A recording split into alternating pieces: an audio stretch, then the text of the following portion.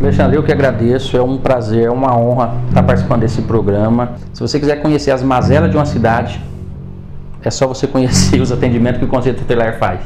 Mococa não foge à regra das cidades grandes. Acontece de tudo que você imaginar. Já ouvi algumas pessoas falar assim, agora já está na hora de você mudar de lá e tal, sai daquele lugar. Não, não sai, gente. Eu venho de uma família muito humilde, muito humilde. Eu comecei a trabalhar muito cedo. Desde criança eu sempre tive um sonho de trabalhar em algo que eu pudesse defender os direitos das pessoas. Sair em defesa dos usuários do SUS. Sim, eu tenho uma filha de 20 anos do meu primeiro casamento. Hoje eu tenho, né, um outro filho do coração, vamos dizer assim, né, desse meu casamento atual agora. Eu não posso ver algo parado se eu posso fazer alguma coisa. Eu não posso ficar esperando que alguém vá lá e faça. Né? E eu já cheguei, por exemplo, a ter desentendimento com colegas de plantão, porque eu vi com meus olhos tratar com falta de respeito o paciente. Porque pode ser eu, e se eu quero o melhor para mim, para minha família, por que não fazer para o próximo? Há quem diga de alguns amigos que fala que eu sou muito cri-cri, porque assim, ó, se é cobrado, se é uma rodoviária administrada pelo município, quem administra esse dinheiro, para onde vai, enfim, para que fim é isso? Por exemplo, quando eu te atendo mal, se eu te atender mal, eu falo, mas peraí, era assim que eu gostaria de ser atendido? Parecia um balcão de recepção de informação. Eu lembro até hoje a cara dela, olhou para mim e falou assim, ó, você fez direito? Eu me interesso por isso aqui, porque eu não quero que outras crianças passem pelo que a minha filha está passando, entendeu? Então, quem não gosta de conselho? Você, pai e mãe, que também não exerce seu papel de pai e de mãe. Então, a pergunta do nosso programa que eu queria te fazer, você analisando tudo isso que você passou, qual que é o seu sucesso?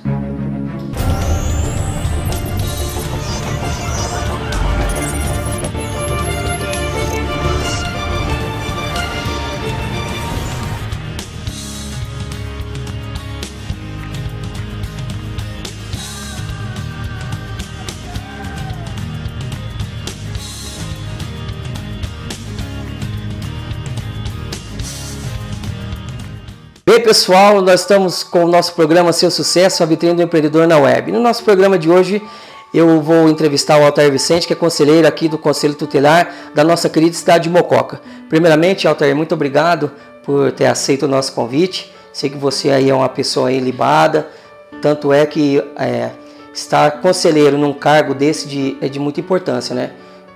Sobretudo quando se fala em questões de criança e adolescente, né? Então, muito obrigado por ter aceito o nosso convite. Alexandre, eu que agradeço, é um prazer, é uma honra estar participando desse programa. Me sinto muito honrado mesmo, de coração. E como você disse, eu estou aí no Conselho Tutelar de Mococa, no meu 3º mandato, e realmente, eu até disse uma frase hoje para uma colega, se você quiser conhecer as mazelas de uma cidade, é só você conhecer os atendimentos que o Conselho Tutelar faz. É muito difícil, é muita coisa. Sobretudo que a nossa cidade de Mococa é uma cidade interiorana, mas também não é num porte tão pequeno assim, né? A gente deve ter muito problema aqui, né? Ó, nossa cidade é de 80 mil habitantes praticamente, é um Conselho Tutelar só, né, com 5 membros. E assim, Mococa não foge à regra das cidades grandes. Acontece de tudo que você imaginar. Acontece coisas boas? Sim, mas acontece muita coisa ruim, vamos dizer assim, coisas, né, violações de direito, já que estamos falando de Conselho Tutelar. E com essa pandemia aumentou muito, Alexandre. Agressões, abuso sexual. Pessoas em casa, né? Pessoas em casas, né? E, enfim, o contexto e a dinâmica familiar acaba sofrendo alterações por conta da prevenção do Covid, das restrições, e aumenta muito. Agressão física, psicológica, abuso sexual aumentou muito na cidade de Mococa. Estamos no mês de maio, e 18 de maio a data em que o governo usou para que nós possamos trabalhar esse tema, e assim, Mococa tá triste nessa questão, viu? Tá cada dia, é difícil agora nesse mês, por exemplo, que é o mês da prevenção, para falar que nós atendemos muito, 3, 4 casos na semana. É muito. Muito. Pessoal, nós vamos falar um pouquinho do que realmente é um trabalho de um conselheiro e sobretudo sobre o que é o Conselho Tutelar daqui da nossa cidade, né? Como é o começo do nosso programa, eu já queria perguntar para você, quem é o Altair Vicente? Quais são as suas raízes? De onde você nasceu? Então, Alexandre, como foi o Altair Vicente aí, pequenininho? Então, o Altair Vicente nasceu aqui na cidade de Mococa, na Vila Santa Rosa, um local que eu me orgulho e moro até hoje. E eu gosto de dizer isso porque o fato da gente alcançar algumas algumas metas na vida, né? Eu já ouvi algumas pessoas falar assim, agora já está na hora de você mudar de lá e tal, sai daquele lugar. Não sai, gente. É a minha raiz, é a Vila Santa Rosa, a vila que eu amo, que eu admiro, né? A vila também é formada por pessoas do bem, por pessoas trabalhadoras. Que né? torce pro bem, né? Que torce pelo bem. E eu nasci, né, na Vila Santa Rosa, os meus pais, eu venho de uma família muito humilde, e o meu pai era o lema dele, se ele pudesse dar para todos os filhos, ele comprava alguma coisa, se não comprava. Então, sabendo disso muito cedo, eu comecei a trabalhar muito cedo.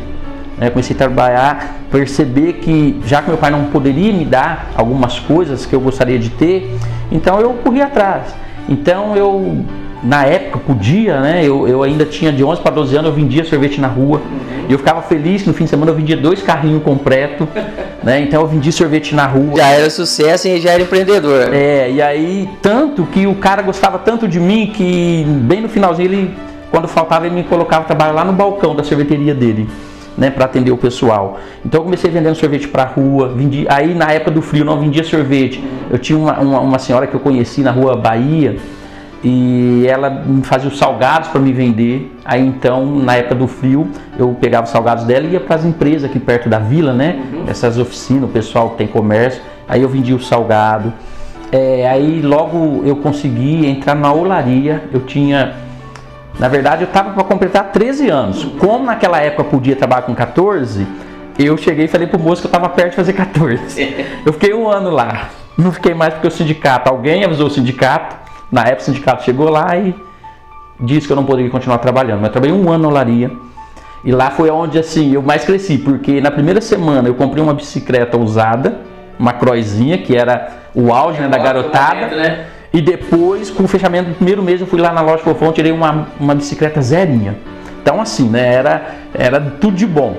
E detalhe, trabalhando durante o dia e estudando à noite, né? Porque eu nunca deixei os estudos. Eu amo estudar, né? Estudo até hoje. Então assim, aí comecei, já fui servente de pedreiro, servente de pintor, já trabalhei com um pai de um colega meu que hoje é falecido. Nós íamos para São Paulo com um caminhão carregado de laranja, 2, 3 dias para vender, aí a gente voltava, descansava, carregava de novo e voltava. Então assim, já trabalhei no ferro velho, fazendo fardo de papelão. Também já trabalhei, né? Fala a verdade. Eu trabalhei no Toninho, no seu Toninho, né? Que já faleceu, o Zói que cuida lá hoje. Então assim, já fiz de tudo um pouquinho sem imaginar. Mas sempre pensando o seguinte, já que meus pais eram limitados em me conceder algo, além daquilo que eu gostaria, né? Porque o alimento nunca deixou faltar, a roupa nunca deixou faltar. Mas a gente é moleque, adolescente, sempre quer algo, né, diferente.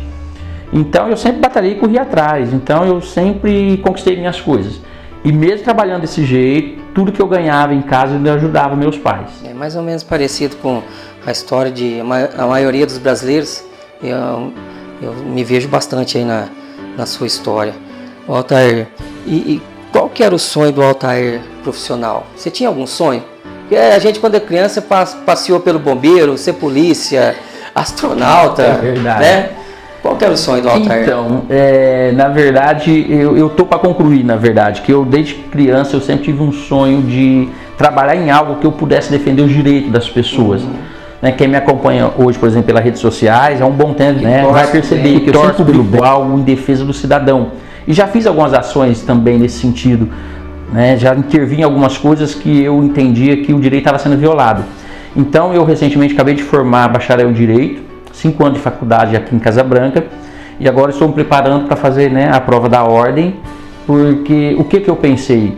Uma da forma que eu poderia conseguir fazer essa defesa com mais ênfase seria né, formar bacharel em Direito, ser um advogado, enfim, depois tentar, sei lá, cargo de promotoria, ou quem sabe chegar no Poder Judiciário, não sei, mas a ideia era essa. Então um dos meus maiores sonhos eu realizei esse ano, né, no final de 2020, que foi formar bacharel em Direito. Então agora, né, vou tentar a ordem dos advogados e para concluir o meu sonho é eu ter a carteirinha da ordem e de fato poder defender os direitos do cidadão. E como eu trabalhei por quase 20 anos na área da saúde, como enfermeiro, como técnico em enfermagem, na verdade, eu vi muitas violações de direito nessa área, né, por parte de... Tem bastante, né? Tem, e até hoje a gente sabe que tem. E a culpa não é só do tal do SUS, A culpa é de quem compõe o SUS, essa é a verdade. Então, o SUS é apenas um sistema, né? Que nós compomos, né? Quem trabalha, enfermeiro, médico, todo mundo, né? Eu costumo dizer isso, o pessoal fala mal do SUS. Se o SUS é tão ruim, ele é formado por pessoas. Por pessoas, né? Então a gente precisava rever quando a gente vai criticar algum sistema ou algum serviço político. Mas a minha ideia além de sair em defesa dos direitos de criança e adolescente, que é uma área que eu adquiri experiência e estou adquirindo por conta de ser conselheiro, uma outra área que eu pretendo militar é a questão da saúde. Sair em defesa dos usuários do SUS, sabe? Essa é uma das ideias que eu tenho. Mas esse é um sonho que eu estou quase para concluir, mas os 5 anos de faculdade eu já venci, graças a Deus. Parabéns. Antes da gente entrar aí realmente no que é a tua profissão hoje, bom, aí o Altair trabalhou por tudo isso. E aí o Altair casou? Teve filhos? Sim, eu tenho uma filha de 20 anos do meu primeiro casamento, a Jennifer, e inclusive ela viveu comigo até 16 anos, aí atingiu a adolescência e tal, e aí ela passou a morar com a mãe, eu já moro com a mãe, mas assim, e é um sonho também que eu realizava, que desde menino eu falava pra minha mãe, falava, mãe, eu quero ser pai de uma menina e vai ser uma só. E assim, hoje eu tenho um outro filho do coração, vamos dizer assim, desse meu casamento atual agora, mas eu casei, eu tive essa filha que era o meu sonho, desde menino, inclusive o nome dela, desde criança eu sonhava que seria Jennifer, e ela chama Jennifer, então assim, foi uma experiência também, e a minha mãe sempre dizia assim, depois que a gente tem filho, você nunca mais dorme direito. E ela tem... Eu também sou pai, tenho um filho de 1 ano e 7 meses, eu sei como que é. Não é? E a gente assim, quando é criança, você faz de tudo porque é criança. E quando cresce, você tem que continuar fazendo porque ainda precisa ser protegida.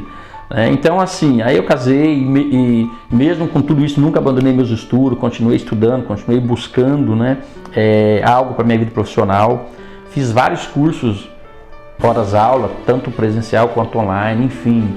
Enquanto enfermeiro, fiz pelo menos 3 cursos do COFEN, que é o Conselho Federal de Enfermagem, direcionado à criança, no sentido que é a área que eu milito. Então assim,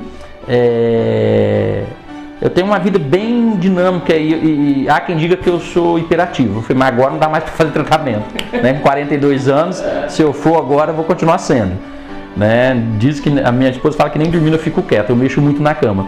Mas assim, não é que eu seja ansioso, mas eu não posso ver algo parado se eu posso fazer alguma coisa.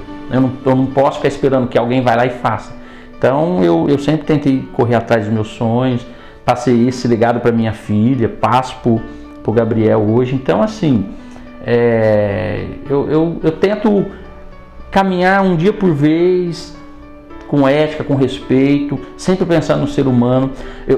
Quando eu decidi fazer enfermagem, por exemplo, Alexandre, o que eu sempre pensei? Eu preciso tratar o meu paciente, eu preciso tratar o próximo como eu gostaria que a minha mãe fosse tratada, que a minha filha que eu amo fosse tratada, que eu fosse tratado. E nesses meus quase 20 anos de enfermagem, por exemplo... A pessoa chega lá já está com dor, está desesperada. Se ela tivesse que divertir, ela ia para a praia, para um parque divertir. Verdade. Quem procura um pronto-socorro, uma UPA, porque está doente, ninguém vai lá passear. E eu já cheguei, por exemplo, a ter desentendimento com colegas de plantão, porque eu vi com meus olhos tratar com falta de respeito ao paciente. Então, eu sempre parti desse princípio. Eu vou poder estar lá, talvez no pior momento da vida de um ser humano, que é doente. Talvez o único momento, o fim, Como acontece muito de entrar na sala de urgência e, infelizmente, na reanimação a gente não ter sucesso. Mas qual que era sempre o meu pensamento? Vou fazer o meu melhor. Porque pode ser eu, e se eu quero o melhor para mim, para minha família, por que não fazer para o próximo? Então, todo atendimento meu, e não é só na área da saúde, não. Tudo que eu faço, eu sempre penso, bom, é um ser humano, é um pai, é um filho, é um ser humano que tem uma alma, que tem pensamentos, que tem sentimentos e precisa ser respeitado. Tem defeitos, E precisa ser respeitado. E muito mais nós do lado de cá, principalmente agentes do governo, é que tem que ter essa consciência. O serviço existe e para ele ser materializado, o governo depende de mim enquanto funcionário. E essa população merece o melhor. Até porque a gente paga caro por isso, Os famosos impostos. Então, ninguém está lá de graça e também nenhum cidadão chega lá cobrando isso. Ele quer apenas o respeito. Seja no hospital, ou qualquer área do poder público, do serviço público. Eu sempre defendi isso. O ser humano tem que ser tratado com respeito. Walter, e eu também partilho esse aí do seu pensamento. Trabalhei muito tempo na TV Direto, eu também vi muita coisa e é difícil quando você vê algo e talvez você não consegue mudar aquela realidade porque tem um sistema que te prende. Você reclama para um, aquele um já está junto com aquele outro. Aí você vai reclamar para o outro e quando você quer ver, ali tem um sistema e você não consegue furar aquela barreira. E aí você tem que ficar frustrado e assistir, né? É por isso, camarote. Por isso que eu quero e almejo logo a minha carteirinha de OAB. Há quem diga de alguns amigos que fala que eu sou muito cri-cri, mas não é. Eu fico indignado. Por exemplo, teve um fato que uma vez fui na rodoviária levar uma pessoa pegar um ônibus e eu dificilmente, quase nunca viajei de ônibus na minha vida que eu me lembro. E eu cheguei lá, deixando essa pessoa, e eu vi um idosinho entrando no banheiro e pagando. Aí eu falei, mas como isso se já tem uma lei do estado de São Paulo que já aboliu isso? Rapaz, eu fiquei indignado. Aí fui lá perguntar pro rapaz que estava vendendo a passagem, ele disse que não era problema dele, que eu tinha que falar com o dono da rodoviária, sei lá, quem administrava, enfim. Eu saí já tão indignado, porque eu falei assim, ó, eu nunca usei, mas um dia eu vou ficar velho, pode ser que eu use. Né? Não vou ter meus pais para usar que já não estão entre nós. Mas, caramba, são seres humanos. Fiquei tão indignado que comecei a correr atrás dessa situação. E aí levei para uma pessoa que na época estava na Câmara, teve um colega lá, o Marcão de São Benedito, também entrou na causa. Resumindo, graças a Deus, não cobram mais, porque fomos para cima, porque assim, ó, se é cobrado, se é uma rodoviária administrada pelo município, quem administra esse dinheiro, para onde vai, enfim, para que fim é isso? Então começamos a ir atrás de alguns questionamentos. Então, graças a Deus, aí eu lembro que depois de uns 3 meses eu passei lá, tinha um saco preto cobrindo aonde que era o valor para você usar o banheiro, e a roleta não era mais travada. Não sei te falar hoje como que tá lá, que eu não tenho costume de usar rodoviária. Mas assim, eu fiquei tão indignado, falei, não pode ser, gente. Tem uma lei, por que a pessoa não cumpre? Cumpre a lei. Né? Aí eu lembro que o rapaz falou, mas aí, quem paga para limpar o banheiro? Quem paga para isso? Mas e os preços da passagem vem embutido tanta coisa? Né? E outra, se não era para ser assim, não pusesse em lei. É o que eu sempre digo, ó, não quer que o cidadão tenha direito, não coloque em lei. Coloca a lei. Porque coloca a lei para depois não ser cumprida. Entendeu? Se a lei diz que você tem direito, acabou. Então, assim, eu acho o que acontece no nosso país, cria-se lei para ter brecha e para roubar. Na verdade, tem um livro de um escritor chamado Gilberto de Menstein. Eu lembro que isso já faz tempo que ele foi citado quando eu estava na escola, formando 8ª série na época. Eu formei em 94, inclusive, no Carlos Magia. E eu lembro foi recomendado esse livro, onde ele fala que nós somos cidadãos de papéis. E é exatamente essa temática que ele traz. Tanta lei, para nada. Para nada. Se você pegar a Constituição do Brasil, eles falam de fazer uma nova Constituição. Não precisa não, já está feita. É só tanta emenda que fizeram, né? E a maioria delas para ferrar, desculpa a palavra, para prejudicar nós. E na verdade eles falam emenda, mas poderia ser remendo, né? Eles vão remendando. Não, agora aí você vai me beneficiar, então vou pôr um remendinho ali. A questão do pedágio. Nós tínhamos direito de ir, vir e voltar desse território brasileiro aqui. Aí a corporação dos engravatados, que ganham dinheiro por isso até hoje, conseguiram alterar a Constituição dizendo que agora os veículos, para você pode até caminhar a pé, né, ou de avião lá pro alto, porque de carro você não passa. Você entende? Então tem tanta coisa. Eu falo assim, meu Deus, como é que pode, né, alguém não se indignar com isso? Eu acho que falta muita empatia do ser humano, né? Hoje perdeu-se muito. Se colocar no lugar do outro, Alexandre, como a gente estava dizendo, do atendimento, sabe? Por exemplo, quando eu te atendo mal, se eu te atender mal, eu falo, mas peraí, era assim que eu gostaria de ser atendido? Não importa qual seja a situação, eu tenho que sempre colocar no lugar do outro. E se fosse eu? Mas se fosse eu naquele... E eu costumo ter um parâmetro assim, ó, para minha vida. Eu sempre levo assim, ó, se fosse Jesus, como ele faria ou o que ele diria? Porque eu preciso me pautar no maior mestre de toda a história, que é Jesus Cristo. Então, assim... Deixou muitas parábolas, né? Inclusive o súdito lá que pediu para ser... Ele estava devendo, ele não conseguia pagar, e o rei deixou, e aí depois o subordinado dele estava devendo para ele, mandou prender. Exatamente. E não aprendeu nada com Jesus, né? Jesus acabou de dar um exemplo. Não aprendeu nada, liberou ele, né? Falou, tá perdoado aí tua dívida, tranquilo, o rei perdoou, aí ele acabou de sair de lá feliz, subordinado dele lá devendo, suplicando. E ele falou, não, você está me devendo, agora você vai preso. Exatamente. Ele não conseguiu. Jesus deu um exemplo. Jesus viu que alguém poderia ser bom, mas ele não conseguiu ser com o outro. É isso que falta. E é o que tem hoje, né? Aí aquela pessoa que te atende mal hoje, quando ela é atendida mal em outro lugar, aí ela se indigna, mas ela esqueceu o que ela fez com o outro lá no outro dia, né? Exatamente, né? Eles não conseguem se colocar no lugar do outro. E é o que você disse. E às vezes quando é maltratado, ela derruba o mundo.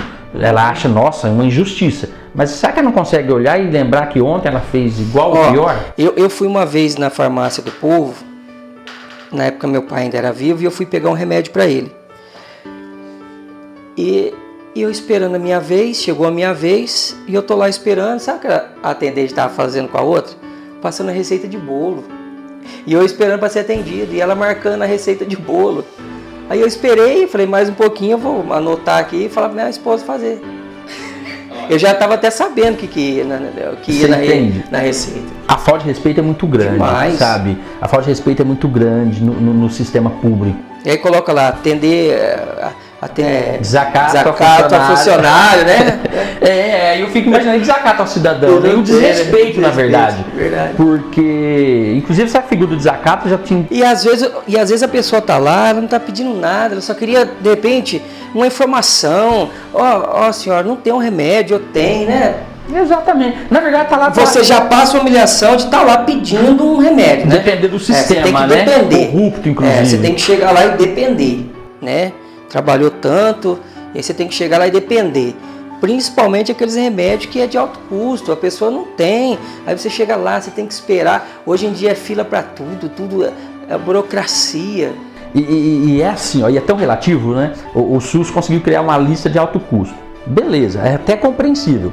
Mas quem definiu o alto custo? Porque dependendo da tua dinâmica de vida, que você ganha, porque o padrão é alto custo. Aonde a gente tem uma cidade, um país onde a criança mama de manhã, mas de tarde não tem leite, R$50 é alto custo. É alto custo, é verdade. Aí o SUS vem, cria uma lista de alto custo, a gente, lógico, eu sei, compreendo, tem medicamento aí nessa lista de R$300 mil, enfim. Mas quem definiu o alto custo? R$50, dependendo da família, é alto custo. Dependendo do momento que você está vivendo, é alto custo. E aí a pessoa vai lá, né, no direito dela, porque o sistema é único, né, e a saúde é direito do povo e dever do Estado. Está na Constituição, isso não está nem na lei, está na Constituição Federal, tem que ser cumprido. Mas a humilhação que o cidadão passa diante da maioria dos serviços públicos é muito grande, né? É de nos causar indignação. E a ideia, como eu dizia antes, nesse sentido, após eu conseguir a carteirinha da Ordem dos Advogados, me especializar na questão do direito à saúde, sair em defesa dos cidadãos, dos usuários do SUS, e a outra área que também pretendo militar é a área da infância, né? Uma área que eu também gosto muito. Mas é por isso, porque eu vejo tanta indignação. É importante você falando na área da infância, então eu já queria te perguntar, quando o Altair chega no Conselho Tutelar, como você chegou lá? Então, deixa eu te falar, Alexandre, é tão interessante. Eu, na verdade, em 2009 eu fui suplente. Eu fui primeiro ou segundo suplente. Aí em 2012 que eu consegui, na época fui eleito em primeiro lugar. Mas o que me levou a ser conselheiro tutelar? Um pouco antes de 2009, quando eu me separei, minha menina, que tem 20 anos hoje, tinha 5 para 6 anos. E vinha acontecendo algumas coisas. E a gente ia para se orientar, porque eu, apesar de não entender muito na época, mas eu sempre fui de correr atrás. Ixi, eu ia atrás de saber, né? Toda qualquer autoridade. Eu queria... E aí, eu fui lá no conselho na época, passava algumas situações, a pessoa me ouvia. Beleza. Não acontecia nada. Voltava lá, parecia um balcão de recepção de informação. Psicólogo, né?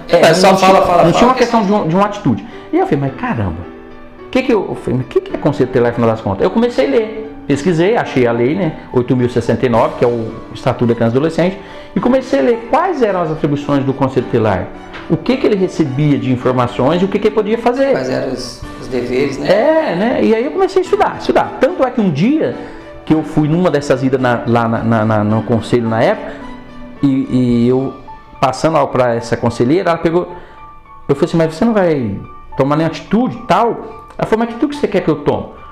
Eu lembro que eu falei assim, ó, mas se você não sabe o que tomar agora, cumpra o artigo 136 do ECA e encaminhe para o Ministério Público, que ele vai saber. Eu lembro até hoje a cara dela, olhou para mim e falou assim, ó, você fez direito? Aí eu falei assim, ó, eu não preciso fazer direito para defender os meus próprios direitos, senhora. Tanto é que eu fui, fiz certinho lá no Ministério Público, fui ouvido pelo promotor, documentei lá na hora e tal, e tanto é que aí minha filha veio morar comigo. Então assim, eu fiquei indignado, falei, meu Deus, se o Conselho, segundo essa lei ECA, que né, eu não entendia tanto quanto eu entendo hoje, ela cria um conselho, cria um sistema para proteger e zelar dos direitos da criança e do adolescente, tirá-la desse sofrimento, dessa ameaça de direito. Eu vou lá, essa mulher, né, eu falei, essa mulher nunca tem nada para fazer. Eu falei assim, ó... É uma desproteção dupla, né? Eu falei assim, ó, eu me interesso por isso aqui. Porque eu não quero que outras crianças passem pelo que a minha filha está passando. Então eu vou estudar, vou mergulhar no assunto e vou ser um conselheiro. Porque quando alguém chegar na minha sala, quando eu estiver do outro lado daquela mesa, eu vou saber como fazer, o que falar e não deixar que nenhuma criança continue sofrendo. Então assim, a minha maior motivação para ir para o conselho foi o que aconteceu com a minha filha. E a inércia dessa conselheira da época de não fazer nada. Eu falei, mas como? Então para que existe órgão? Se for só para ouvir, eu vou chorar nos pés do padre, do pastor, sei lá. E aí foi quando eu comecei, e aí né, fui buscando conhecimento, procurando saber como que acontecia a eleição, quem votava, quem não votava. E aí em 2009 eu fui, fiquei o primeiro suplente. E aí em 2012 tentei de novo, aí eu ganhei em primeiro lugar e estou lá até hoje, no meu terceiro mandato. E aí, basicamente, então, um conselheiro, são quantos conselheiros? O que compõe? Então, o conselho tutelar, por definição legal, ele é composto de 5 conselheiros. Uma cidade pode ter mais que um conselho tutelar. A nossa cidade teria que ter? Não, por conta de uma resolução do próprio CONANDA, que é o Conselho Nacional dos Direitos de Criança e Adolescente, que ele resolveu dizer que só cidade com mais de 100 mil habitantes pode ter mais de um.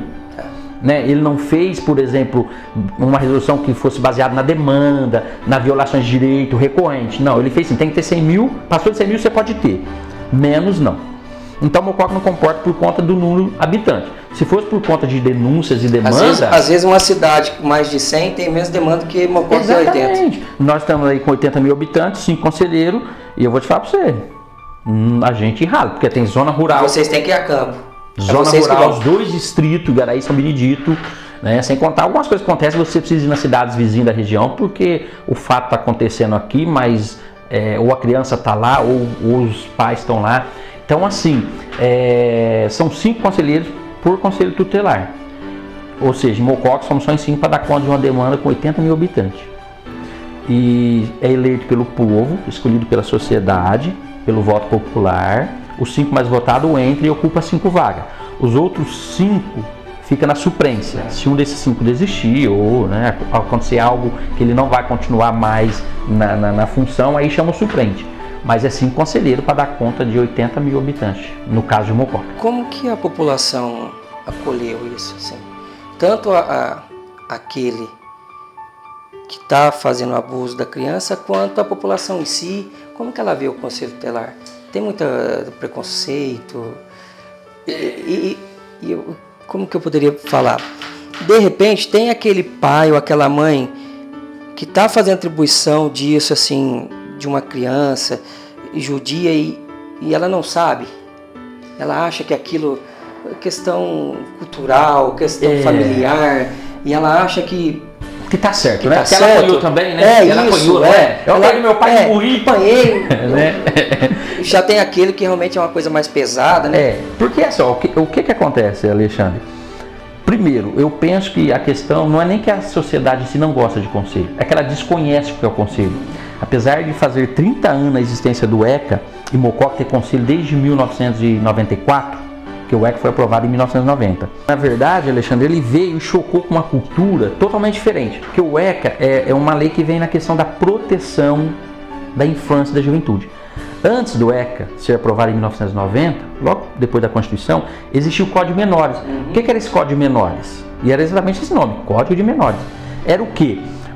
Esse código dava autonomia para cada juiz do município tomar a decisão que ele achasse que tinha que tomar em relação aos crianças ou adolescentes abandonadas em situação de rua e os infratores, os chamados infratores. Então, assim, só que o que acontecia naquela época? como a questão da vulnerabilidade social era bastante, né, bastante famílias não tinham uma situação financeira boa, vamos dizer assim, o suficiente para sustentar a família, elas tinham seus filhos retirados por uma decisão do juiz, que para mim, ao meu ver, era só uma limpeza social, tirar o menino da rua, né? Porque, tipo a Cracolândia, tira de um lugar e joga pro outro. Fazer, né? Tá feio isso daqui, né? Então vamos tirar. Eu acompanhei muito isso quando eu trabalhei na prefeitura. Não é? Na guarda, eu acompanhei muito isso aí. E aí acontece hoje, né? Vandalismo na rua, né? O governo vem com a política de moradores em situação de rua, mas a sociedade quer que tira porque fica feio. E isso não foi diferente com as crianças no nosso país. Então esse Código Penal dava autonomia. Então o juiz chegava lá, teu filho foi pedir um pão. Eu denunciei, o juiz pegava teu filho, pediu um pão, vai pro orfanato, sei lá, vai para algum lugar. Tinha aquelas escolas agrícolas da época, aquelas coisas que o governo queria tirar essas crianças da rua. Então assim, ele é direcionado para quem? Para criança, para adolescente que tinha uma família pobre. Porque você não viu o juiz mandando o filho de um rico. Por mais que ele fazia umas coisinhas erradas, mas não ia. Verdade. Filho do farmacêutico, do doutor, do médico, do advogado da época, não ia. O juiz só mandava quem? Os filhos da família pobre. O que o ECA veio? O ECA veio dizendo o seguinte, que a pobreza em si, a vulnerabilidade, não é situação para perder filho, nem nada disso. Inclusive o artigo 6º deixa claro que eu devo, enquanto conselho, nas minhas decisões, levar em consideração o fim social que ela se dirige, o meio em que essa criança vive. E ele reforça que a questão social não é motivo para afastar uma criança da sua família. O ECA exige que eu requisite do governo, no caso municipal, o serviço social para amparar essa família, o serviço de saúde para amparar essa criança. Então mudou a lógica.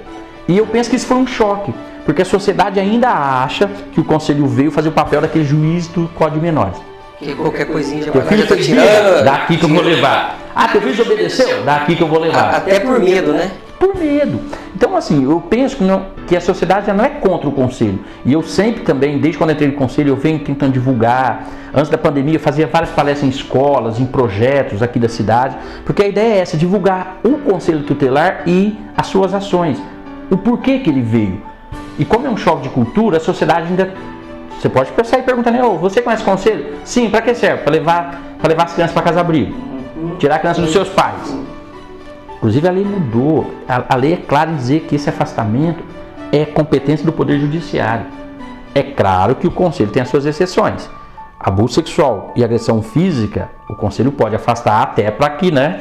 Eu não vou deixar uma criança até que se analise todo o procedimento. Há essa exceção e mesmo assim o Conselho tem que fundamentar e mandar para o Ministério Público.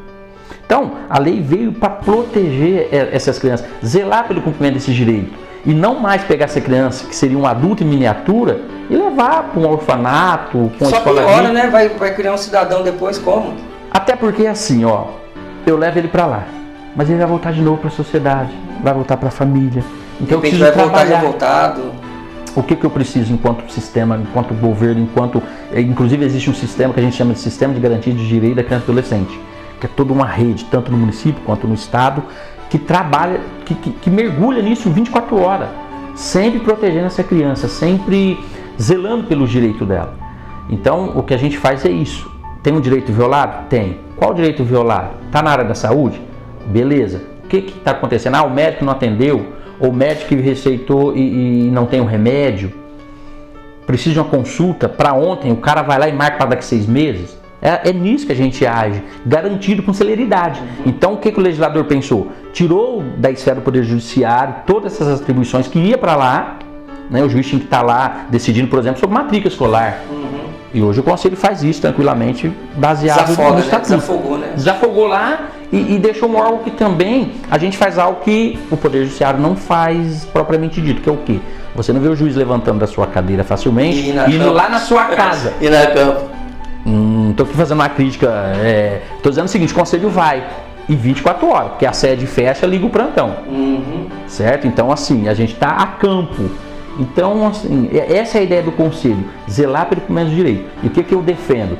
Quanto mais a sociedade entender isso, ela vai dar graças a Deus que existe um Conselho. Graças a Deus que tem alguém lá que quando ela procurar dizendo que o direito do seu filho está sendo violado, essa pessoa vai levantar da sua cadeira e vai lá no violador, tá errado. Médico, você não atendeu? precisa atender.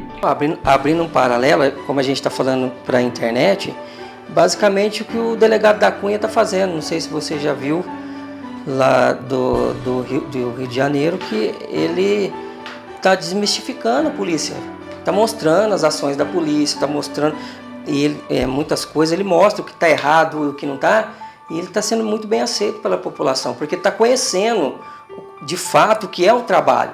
Exatamente, porque assim, ó, quem é que não gosta de conselho, vamos assim dizer? Do mesmo motivo que quem não gosta de polícia. Polícia, é verdade. Eu não tenho problema com polícia. Nem eu. Tá, me ajuda nas minhas, né, se eu estiver passando uma dificuldade, estiver sendo violado em algum direito, a gente chama duas pessoas, Deus e polícia. Verdade. Beleza. Quem que tem problema com o conselho? Você que é diretor do departamento que viola o direito dessa criança. Você quando o médico não quer atender.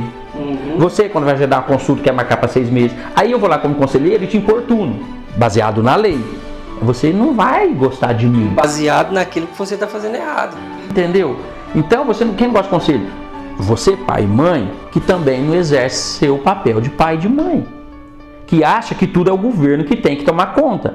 Você também não vai gostar de conselho. Porque antes de eu cobrar dos outros órgãos, por exemplo, a violação, eu preciso cobrar do pai e da mãe.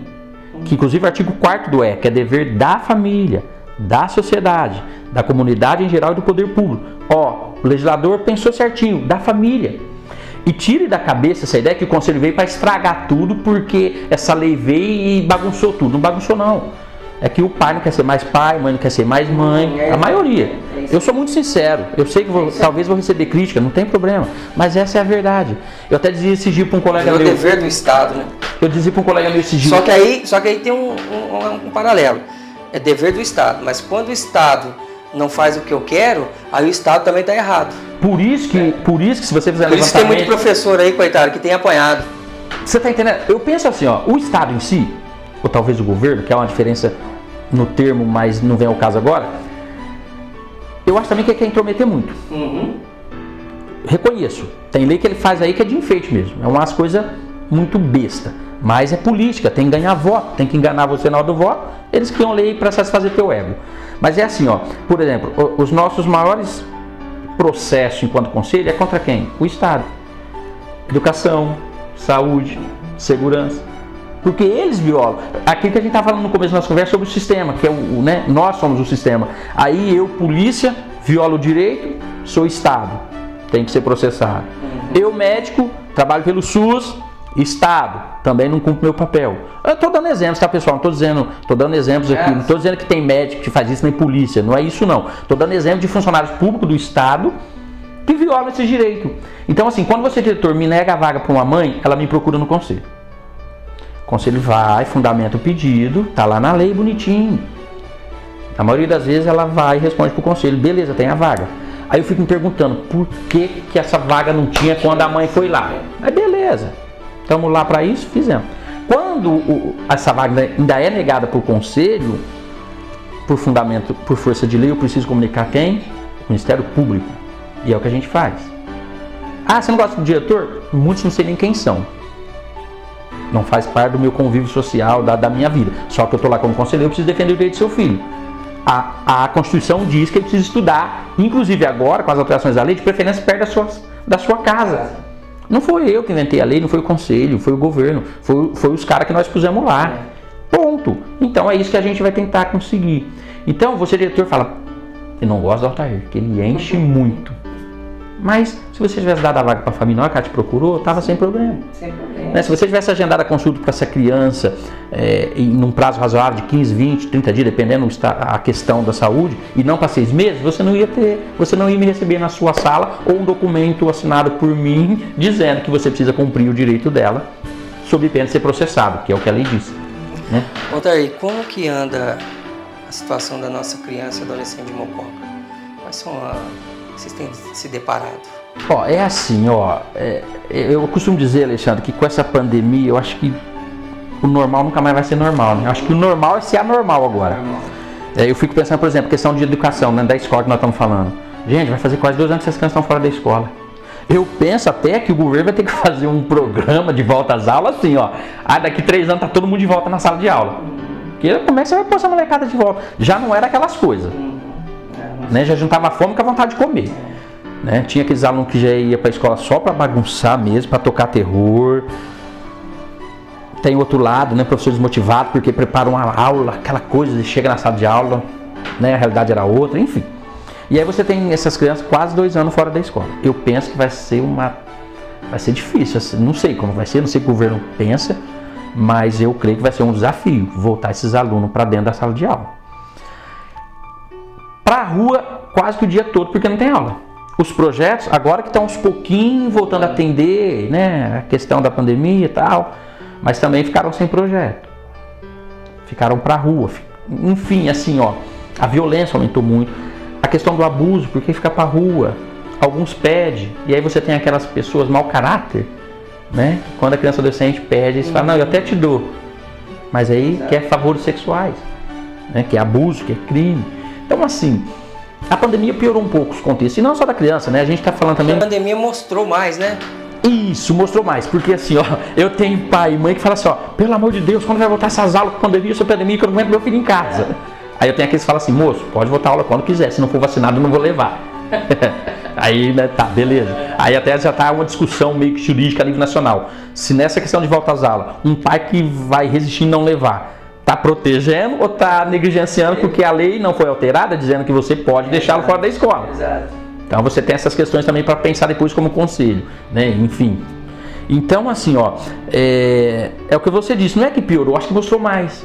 E aí tem a questão psicológica, né? O pai também tá psicologicamente afetado, abalado. Essa mãe que não estava acostumada a ficar com essa criança o dia inteiro dentro de casa, porque, né, ia para a escola de manhã com o projeto à tarde, então ela via a criança só à tardezinha, à noitinha. Muitos pais de família desempregados. Perderam o emprego. Enfim, gente, virou uma, assim, ó, realmente tá difícil. Tá difícil, a gente reconhece, tanto é que nas minhas atendimentos enquanto conselho, eu pondero tudo isso.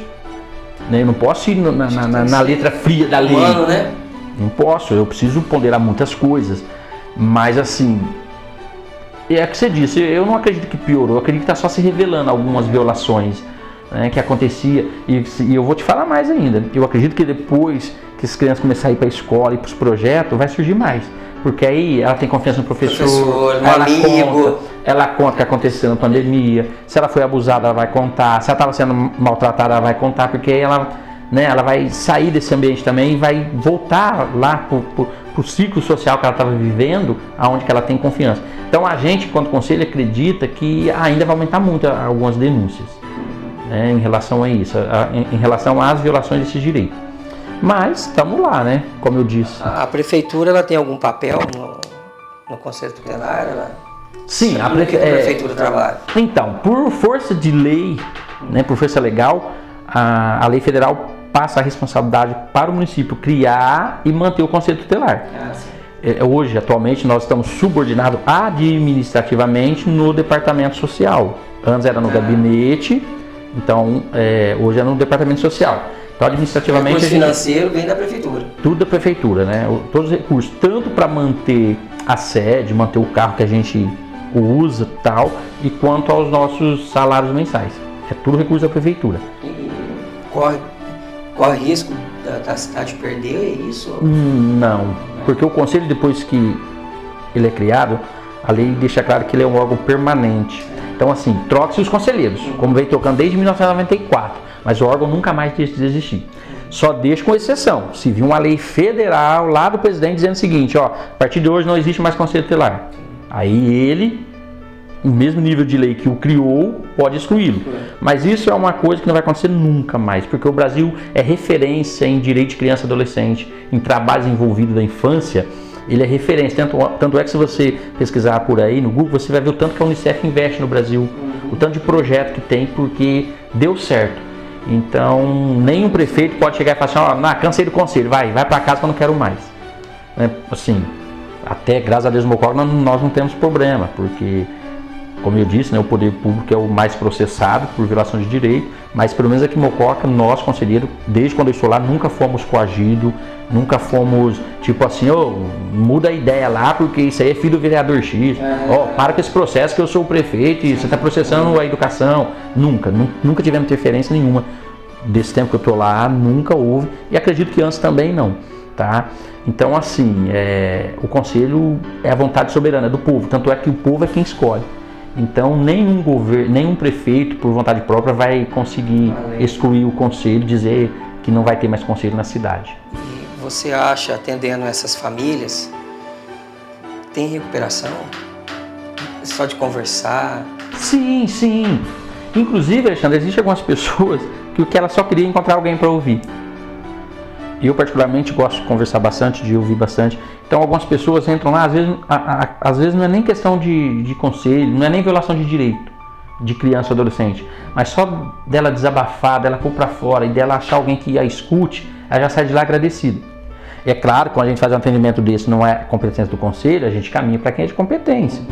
Às vezes eu recebi idosa lá, desesperada, porque a aposentadoria foi bloqueada, ou porque o cartão não vem, sabe? Aí, claro, não é conselho tutelar, é conselho com criança. Mas a gente ouve e explica. Quando tem, assim, entendimento, a gente explica. Quando não tem um caminho, por exemplo, o CREAS, ou com algum órgão que vai ajudá-la, né? O CRAS da Vila Santa Rosa, no caso aqui em Mococa, ou da Coab 2, que tem, né, inclusive o dever institucional de estar orientando essas famílias, essas pessoas. Então, assim, a gente recebe de tudo, sabe? Às vezes tem pessoas que trazem uma situação que não está acontecendo aqui em Mococa, mas é com o parente dela em tal lugar, em tal município. Você orienta, você conversa, você, né, mostra os caminhos que ela tem que fazer. Então, assim, procurou o conselho tutelar, se for ação de conselho, vai ser instaurado o procedimento. Se não for, vai sair dali devidamente orientado quem procurar, que órgão procurar. Em alguns casos, a gente até encaminha por documento mesmo, para que ela seja atendida em determinado órgão. Porque tem aquela... A gente fala dessa lei para criança e para adolescente, mas tem aquele pai, aquela mãe que vai lá reclamar do filho também, né? Que não é questão de bater, não é questão de nada, né? Ó, não tô aguentando mais meu filho. Exatamente. Aí Alguns, é o contrário, né? Alguns chegam até dizendo assim, ó, trouxe meu filho pra vocês aqui, vocês se viram. Aí eu falo porque o que mais a gente vê, antigamente falava assim, ó, se não fizer isso aí, o bicho papão vai pegar. Hoje em dia, assim, ó, vou te levar no conselho tutelar. Isso, hoje o conselho tutelar é o bicho papão. É o bicho papão. Inclusive eu fiz um livretinho aí, eu até pus no Face aí, o conselho tutelar, o bicho papão aos olhos de Nina. É uma literatura rápida aí, de 5 páginas que eu fiz, exatamente nisso, desmistificando essa situação. Né? E esse é o grande problema quando a gente fala que a sociedade não gosta de conselho tutelar, porque ainda continuam pôr na cabeça das pessoas que o conselho tutelar é o órgão punitivo, como era o juiz do Código de Menores. Exato. Então muitos nem gostam de procurar. Para o carro na porta do conselho tutelar, nossa, o conselho tutelar na minha porta, prefere a polícia lá do que o conselho. Nossa, eu nunca fiz nada de errado, nossa, que vergonha. Calma, dona, chegou ajuda, chegou alguém que vai te ajudar a conseguir algo que teu filho não estava conseguindo. E isso é um processo lento, porque é questão cultural.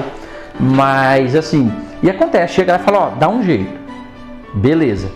Aí cada caso é um caso, dependendo da idade, já é um adolescente.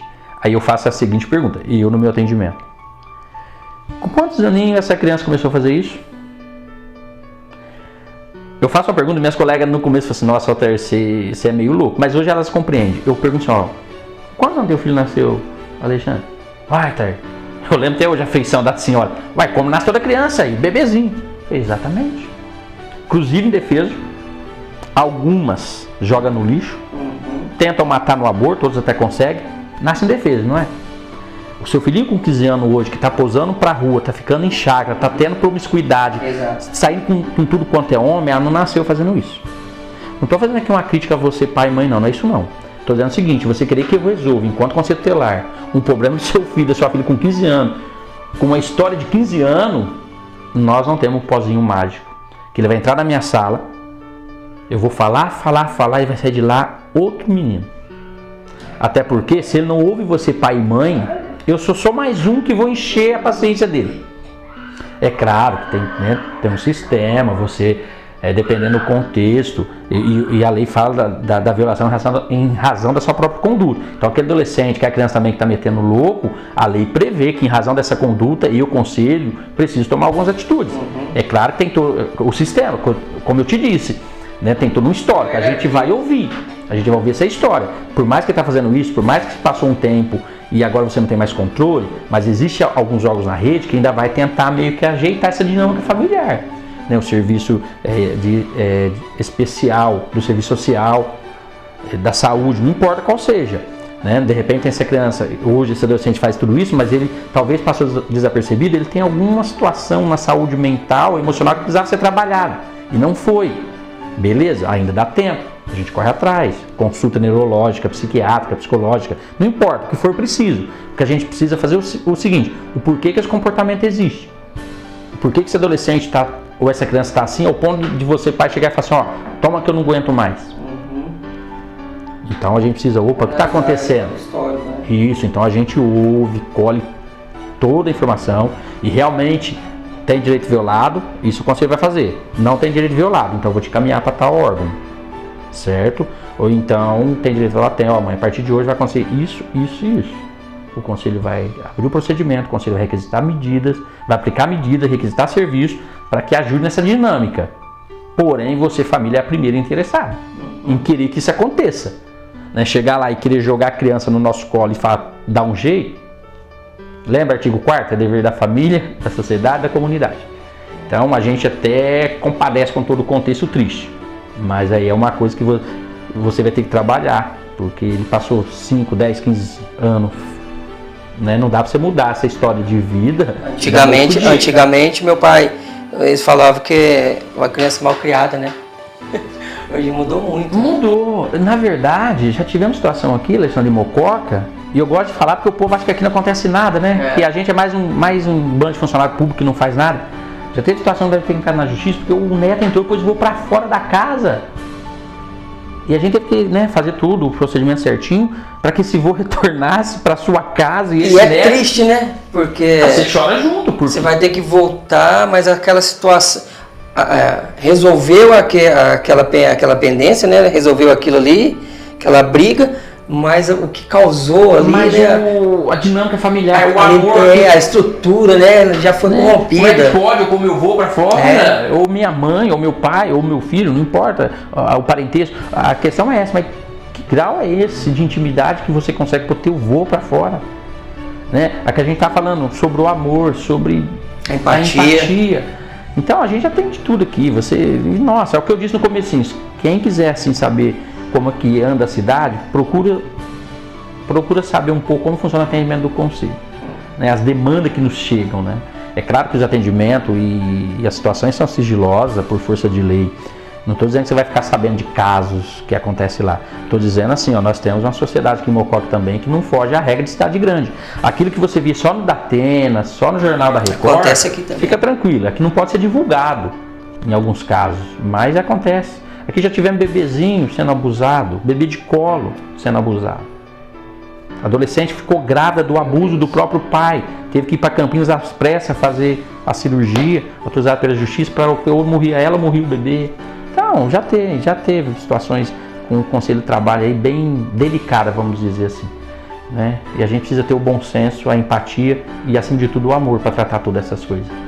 Bom, Tair, nós estamos chegando aí meio que ao final do nosso programa. A gente sabe que é um assunto de suma importância, de muita relevância, sobretudo para os nossos munícipes aqui da nossa cidade, né? E é onde atua o Conselho Tutelar. Mas eu queria te perguntar, ficou alguma pergunta que, não só no âmbito do Conselho, não, você como profissional, da tua vida como um todo, que eu não te fiz, que você gostaria de responder? Na verdade, acredito que não. Eu só penso assim, eu acredito que se os meus pais estivessem vivos, eu acredito que eles estariam orgulhosos, porque tendo a família que a gente teve de humilde, né? Éramos em 9 irmãos, perdemos uma irmã e um sobrinho no acidente, mas assim, graças a Deus, todos nós estamos vencendo na vida. E essa questão das pessoas falarem que vão para mau caminho ou que caem em mau caminho por conta de estrutura familiar ou por conta disso ou daquilo, não sei. Não serve para mim isso de não desculpa, funcionou. né? Se isso fosse desculpa, talvez eu não estaria aqui hoje sentado fazendo esse programa com você. Considerando todo o contexto aonde eu nasci, aonde eu fui criado e todas as mazelas, contexto, né, cultural, nesses 40 anos, cultural. Então assim, é só ter força de vontade. Sabe, essa questão vontade de querer mudar a sua própria realidade, né? Exatamente, porque assim, ó, por exemplo, eu sei lá, tenho meus pais alcoólatras. Por que eu tenho que beber? Só porque meu pai é alcoólatra, eu preciso beber? Não, eu vou mudar a realidade. Meus pais bebiam, eu não vou beber.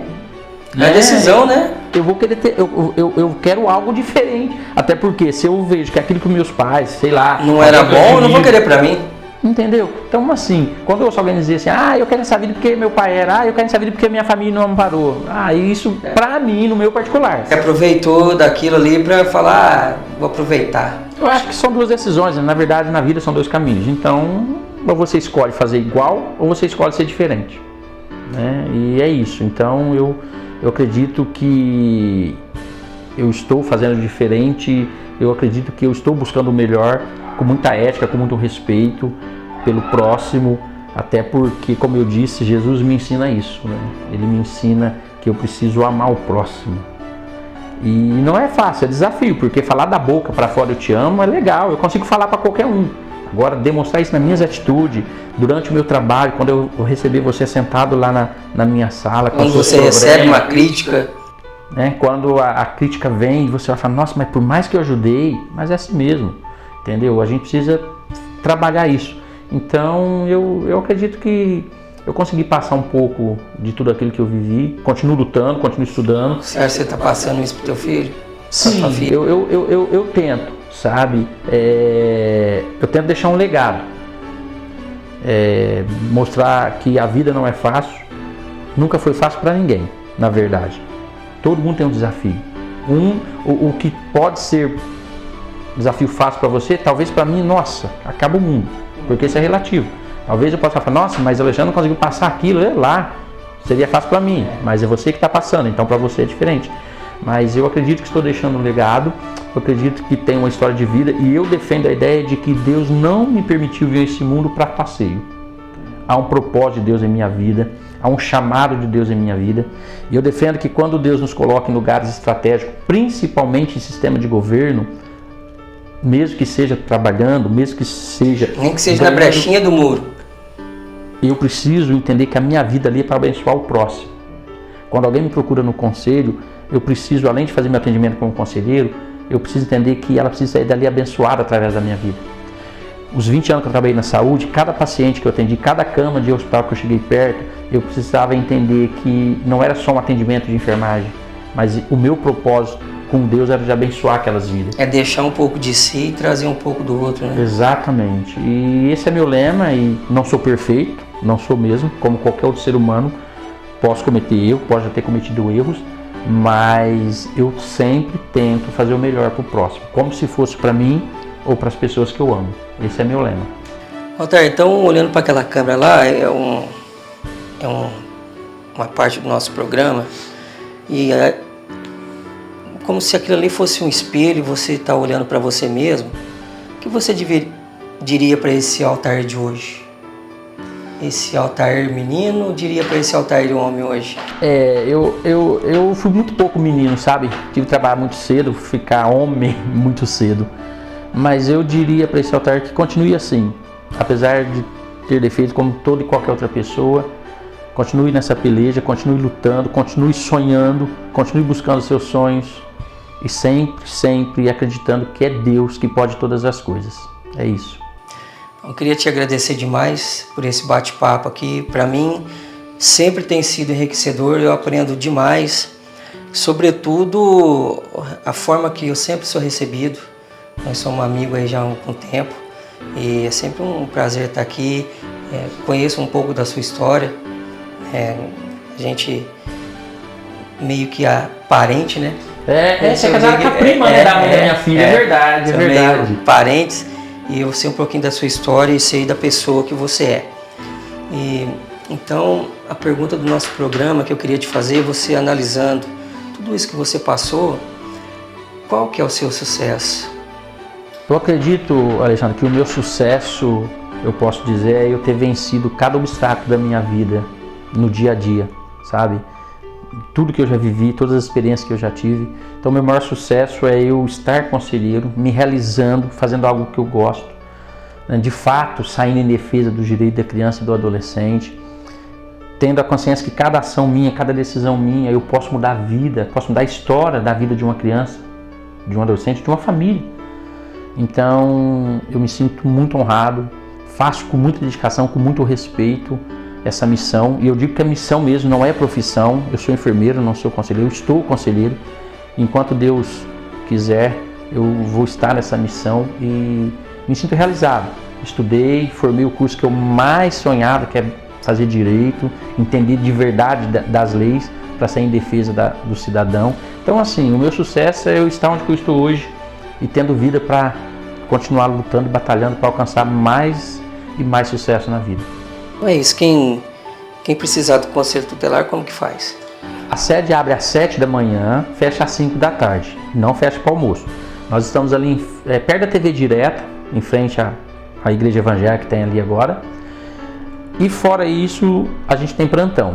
Eu só não vou lembrar o número agora, porque são 2 números, mas depois... Depois você me passa e eu coloco aí no vídeo. Você coloca no vídeo, mas é 24 horas atendendo. De segunda a sexta, das 7 da manhã às 5 da tarde, e os plantões à noite e finais de semana. 24 horas o Conselho Tutelar de Mococa pronto para atender a cidade. E não precisa ter medo. Não. Pode ligar, pode pedir ajuda, pode denunciar. Na verdade, a gente fala denúncia, eu não gosto dessa palavra. Eu gosto de falar que você está trazendo informação. Porque quando você traz uma informação dessa, você está pensando em proteger uma criança, em ajudar uma criança. Então eu não vejo como uma denúncia. Eu vejo como alguém, como um cidadão responsável que está vendo algo de errado com uma criança ou com um adolescente, que você vai acionar o órgão certo, que vai saber o que fazer para ajudar aquela criança. É isso. Beleza, pessoal. Então é isso. Chegamos ao final do nosso programa. Agradecer ao Altair mais uma vez. Dizer a você que se quiser tornar um parceiro do nosso programa é só entrar em contato com a gente. Agradecer ao Miyashiro, a Béldia, todo o pessoal que já passou aí pelo nosso programa. E agradecer você por ter ficado conosco até hoje, até agora. Eu creio que você tenha tirado algumas dúvidas. Como o Altair falou, se tiver alguma dúvida, liga lá, o telefone vai estar passando aí no nosso vídeo. Entre lá, tire as dúvidas. Tá bom, pessoal? Não vamos deixar aí uma criança em estado de vulnerabilidade, não. Tá? Vamos ter mais empatia, mais amor ao próximo. A gente volta no nosso próximo programa e até lá, fiquem todos com Deus. Tchau, tchau.